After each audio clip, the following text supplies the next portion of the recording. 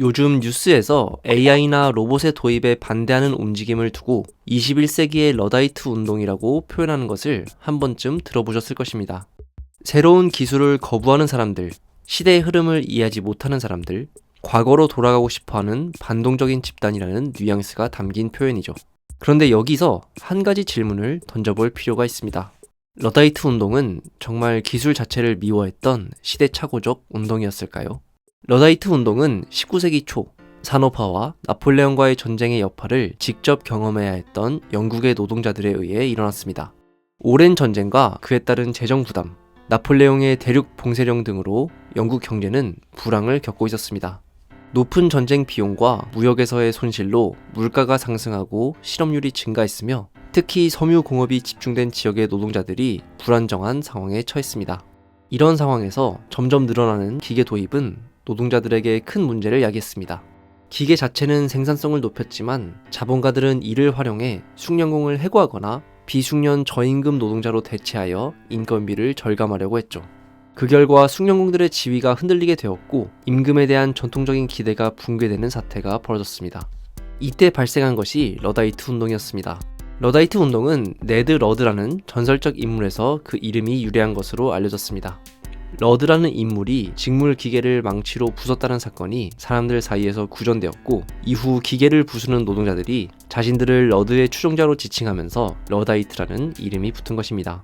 그러나 네드 러드가 실존 인물인지에 대해서는 논쟁이 있습니다. 중요한 것은 운동 과정에서 러다이트들이 공장주와 관료에게 보내는 요구서안에 러드라는 이름으로 서명했다는 것이죠. 러다이트 운동은 1811년 노팅엄셔에서 벌어진 기계 파괴 사건을 기점으로 본격화되었습니다. 이후 운동은 곧 요크셔를 비롯한 영국 중북부의 주요 방직산업 밀집 지역으로 퍼져나갔습니다. 각 지역의 러다이트들은 밤에 외딴 야산이나 황무지에 모여 마치 군대처럼 훈련을 하기도 하고 목표로 정한 공장을 기습적으로 공격하여 기계를 파괴했습니다. 이런 과정에서 1811년 한 해에만 수백 대의 기계가 파괴된 것으로 추정되며 이런 공격은 이후로도 몇 년 동안 이어졌습니다. 이들의 공격은 몇 가지 반복적인 패턴을 보였는데요. 우선 주로 밤에 마스크와 위장복을 입고 공장에 침입해 짧은 시간 안에 기계를 파괴하고 나왔습니다. 또한 공장 건물 전체를 파괴하기보다는 기계만 집중적으로 파괴하거나 공장주의 주요 자산을 파괴해 공장주에게 경고의 의미를 분명히 전달하려고 했습니다. 또한 공장주와 지역 관료에게 편지를 보내 임금 인상을 요구했고 이에 응하지 않으면 추가적인 기계 파괴를 경고하기도 했습니다. 그리고 자기들의 조직 내에서 엄격한 비밀 유지 서약을 하고 각 지역의 소규모 네트워크가 느슨하게 연결된 구조를 유지해 중앙의 지도부를 추적하기 어렵게 만들었습니다. 산업화의 상징인 기계를 파괴했다는 점 때문에 러다이트 운동은 흔히 단순히 기계를 싫어한 운동 혹은 산업화를 거부하고 과거의 시대로 돌아가려 한 시대착오적이고 원시적 운동으로 오해되고는 하지만 정작 이 운동에 대해 집중적으로 연구한 많은 이들은 다른 결론에 도달합니다. 이들은 기계 자체가 아니라 기계를 이용해 노동자를 착취하는 방식에 반대했다는 것이죠. 실제로 상당수의 러다이트들은 새로운 기계를 다룰 수 있는 숙련 기술자였으며 이에 따라 산업 기술 전반에 대한 이해도가 높았습니다. 그러니까 평생 기계를 사용한 적이 없다가 새로운 기술이 등장하면서 일자리를 잃을 위기에 처한 사람들이 아니었던 것이죠. 오히려 산업화된 사회에서 필요한 기술을 잘 익혔던 사람들이었습니다. 그렇다면 이들은 왜 자신들의 먹거리라고도 할 수 있는 기계를 파괴했던 것일까요? 이는 아직 노동조합이 제대로 갖춰져 있지 않고 불법화된 상황에서 자신들의 요구 조건을 관철시키기 위함이었습니다. 이 시기 이들의 주요 불만은 앞서 말씀드린 대로 산업화는 물론이고 나폴레옹과의 오랜 전쟁으로 인해 비롯된 측면이 컸습니다. 전쟁 때문에 물가는 상승하고 있었지만 임금은 이를 따라오지 못하고 있었고 장시간 노동, 노동 현장의 위험한 환경, 그리고 지나친 아동 노동 등의 문제가 해결되지 않고 있었습니다. 이들이 단순히 기계를 없애고 과거로 돌아가자라고 주장하지 않았다는 점은 이들이 내세운 요구사항을 보면 분명히 드러납니다.